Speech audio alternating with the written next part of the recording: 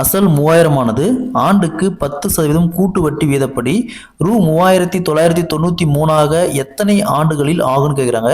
So இந்த some ப்ரீவியஸாக TNPSC எக்ஸாமில் கேட்டுருக்காங்க. கூட்டு வட்டியில் இந்த மாடல் சம் கேட்டாங்களா? ஃபர்ஸ்ட் இந்த வட்டி மட்டும் எடுங்க 10%.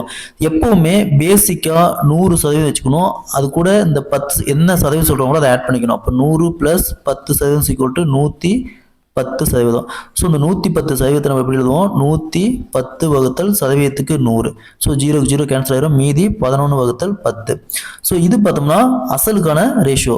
இது மொத்த தொகை, அதாவது அசல் ப்ளஸ் வட்டி ரெண்டும் சேர்ந்து அந்த 11. அது 10 ரூபா அப்படிங்கிறது அசல், 11 ரூபா அப்படிங்கிறது அசல் ப்ளஸ் வட்டி ரெண்டும் சேர்ந்து சீக்வல்ட்டு. ஸோ இங்கே அசல் எவ்வளோ சொல்லியிருக்காங்க?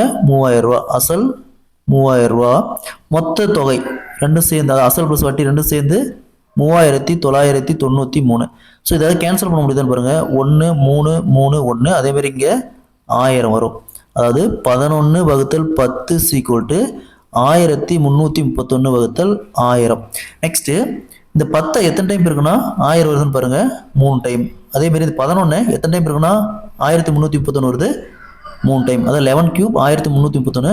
இந்த கொஸ்டினை பொறுத்த வரைக்கும், அதாவது இந்த மாதிரி கொஸ்டினை பொறுத்த வரைக்கும் நமக்கு கியூப் டேபிள் தெரிஞ்சதான் போதும், நம்ம ஈஸியாக சால்வ் பண்ணிடலாம். ஸோ இந்த 11 எத்தனை டைம் இருக்குன்னா 1331 வருது, 3 டைமு. அதேமாதிரி 10 3 டைம் இருக்குன்னா 1000 வருது. ஸோ அப்போ இந்த தொகை பார்த்தோம்னா 3 ஆண்டுகளில், அதாவது 3000ஆனது 3 ஆண்டுகளில் 10% கூட்டு வட்டியில் 3993 மாறும். Option D is the correct answer.